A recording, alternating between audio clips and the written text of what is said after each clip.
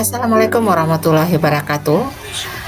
Perkenalkan saya Lucy Haldayani dari calon guru penggerak angkatan ke-8 dari Kabupaten Solo Selatan.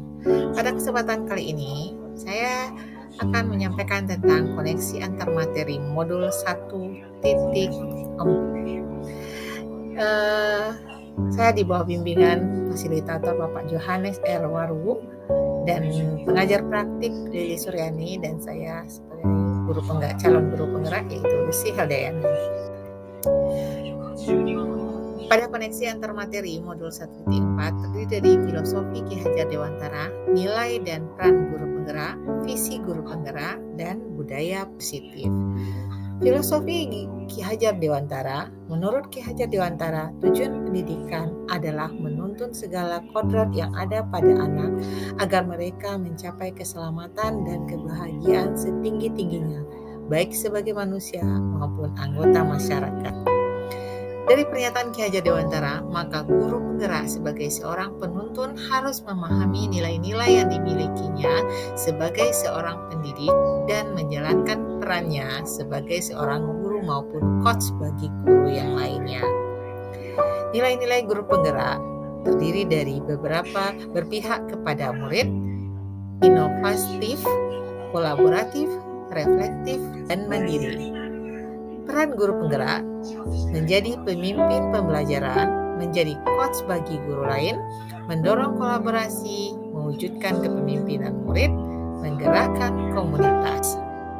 Visi guru penggerak yaitu dalam mewujudkan sebuah harapan murid di masa depan, seorang pendidik perlu merumuskan sebuah visi dengan menggunakan langkah yang disebut dengan metode apresiatif inquiry dengan tahapan bakca yang meliputi buat pertanyaan, ambil pelajaran, gali mimpi, jabarkan rencana, dan atur eksekusi. Budaya positif. Dari tahapan bakca tersebut akan muncul kebiasaan-kebiasaan yang positif yang disebut dengan budaya positif. Budaya positif ini akan menimbulkan rasa aman dan nyaman pada murid dalam proses pembelajaran di sekolah. Budaya positif juga dapat mendorong murid untuk berpikir, bertindak, dan mencipta sebagai proses memerdekakan dirinya sehingga murid menjadi pribadi yang mandiri dan bertanggung jawab. Refleksi dari pemahaman keseluruhan materi dengan pertanyaan-pernyataan berikut ini. Sejauh manakah pemahaman Anda tentang konsep-konsep ini yang telah Anda pelajari di modul ini, yaitu disiplin positif, teori kontrol, teori motivasi, hukuman dan penghargaan, posisi kontrol guru, kebutuhan dasar manusia, keyakinan kelas, dan segitiga restitusi. Adakah hal-hal yang menarik untuk Anda dan di luar dugaan? Konsep-konsep inti yang telah saya pelajari di modul 1.4 budaya positif terdiri dari disiplin positif, teori motivasi, hukuman dan penghargaan, segitiga restitusi, teori kontrol guru, kebutuhan dasar manusia, dan keyakinan kelas. Disiplin positif. Disiplin yang berasal dari diri sendiri yang disebabkan karena rasa tanggung jawab yang muncul dari dalam diri untuk melaksanakan tindakan sesuai hati nurani tanpa paksaan atau karena ingin dihargai oleh siapapun. Disiplin juga dimaknai menjadi suatu yang dilakukan seseorang pada orang lain untuk mendapatkan kepatuhan. Tujuan disiplin sebagai pendidik menciptakan anak-anak yang memiliki disiplin diri sehingga mereka bisa berperilaku dengan mengacu pada nilai-nilai kebajikan universal dan motivasi intrinsik dan ekstrinsik. Untuk teori motivasi, hukuman dan penghargaan. Tujuannya adalah untuk menghindari ketidaknyamanan atau hukuman, untuk mendapatkan imbalan dan penghargaan dari orang lain, dan untuk menjadi orang yang mereka inginkan dan menghargai diri sendiri dengan nilai-nilai kebajikan yang kita percayai. Hukuman, konsekuensi, dan restitusi. Hukuman bersifat satu arah dari pihak guru yang memberikan dan murid yang menerima suatu hukuman teman tanpa melalui suatu kesepakatan atau pengarahan dari guru. Konsekuensi sudah terencana atau sudah disepakati oleh guru dan murid. Sementara restitusi, proses menciptakan kondisi bagi murid untuk memperbaiki kesalahan mereka sehingga mereka bisa kembali pada kelompok mereka dengan karakter yang lebih kuat. Teori kontrol. 1. Penghukuman. 2. Pembuat orang merasa bersalah. 3. Teman. 4. Pemantau. Dan 5. Manajer. Kebutuhan dasar manusia terdiri dari bertahan hidup, kebutuhan kasih sayang dan rasa terima kasih, kebutuhan kebebasan, kebutuhan kesenangan, dan kebutuhan penggunaan. Keyakinan kelas merupakan ketetapan atau aturan kelas yang telah dirumuskan bersama apa dampak yang diterima jika kesepakatan tersebut dilanggar. Keyakinan yaitu nilai-nilai kebajikan universal yang disepakati secara tersirat dan tersurat, lepas dari latar belakang suku, negara, bahasa maupun agama.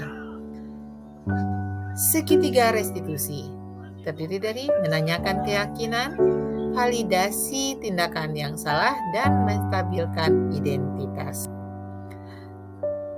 Perubahan apa yang terjadi pada cara berpikir Anda dalam menciptakan budaya positif di kelas maupun di sekolah Anda setelah mempelajari modul ini?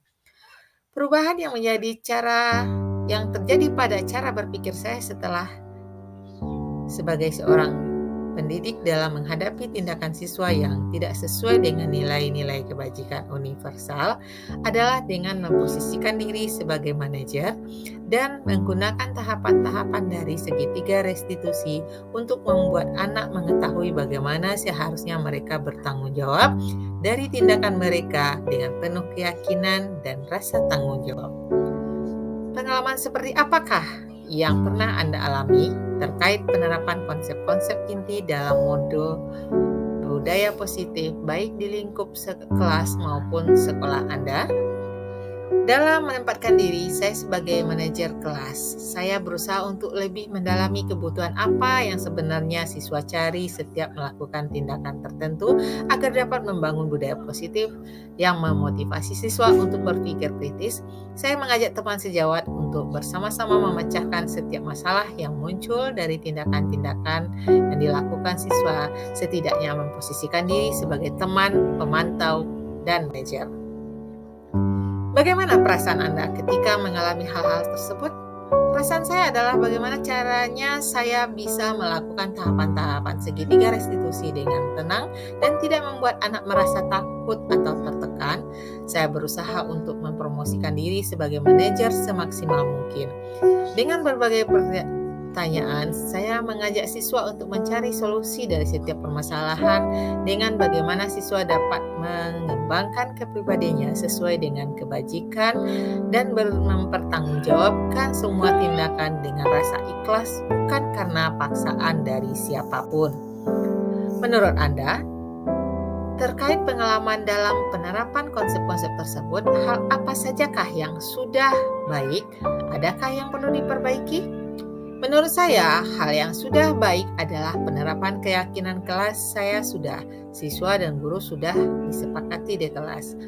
Hal yang perlu diperbaiki adalah bagaimana guru menempatkan dirinya sebagai seorang manajer dan bagaimana sebelumnya yang sering dilakukan adalah guru sebagai penghukum atau pembuat merasa bersalah. Sebelum mempelajari modul ini, ketika berinteraksi dengan murid berdasarkan 5 posisi kontrol, posisi manakah yang paling sering Anda pakai dan bagaimana perasaan Anda saat itu? Setelah mempelajari modul ini, posisi apa yang Anda pakai dan bagaimana perasaan Anda sekarang? Apa perbedaannya? Sebelumnya saya lebih sering menggunakan posisi kontrol, membuat rasa bersalah dan pemantau.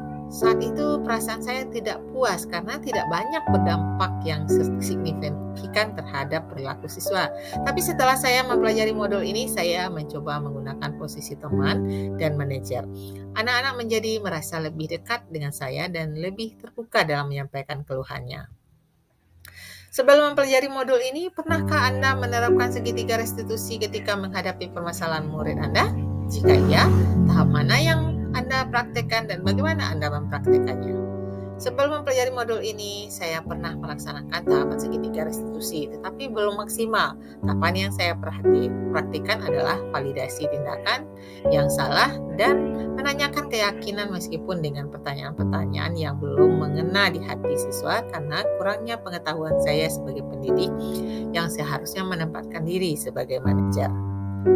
Selain konsep-konsep yang disampaikan dalam modul ini, adakah hal-hal lain yang menurut Anda penting untuk dipelajari dalam proses menciptakan budaya positif, baik di lingkungan kelas maupun sekolah? Hal-hal yang menurut saya penting adalah bagaimana pihak-pihak yang terkait dengan lingkungan sekolah ikut berkontribusi langsung dengan pengembangan dan pembiasaan dalam menerapkan budaya positif di sekolah, karena langkah-langkah yang kita ambil dalam memberikan disiplin positif pada siswa sangat berpengaruh dengan kolaborasi teman sejawat dan siswa untuk pencapaian. Demikian ulasan dari saya. Salam guru hebat, terima kasih. Guru bergerak, Indonesia maju. Assalamualaikum.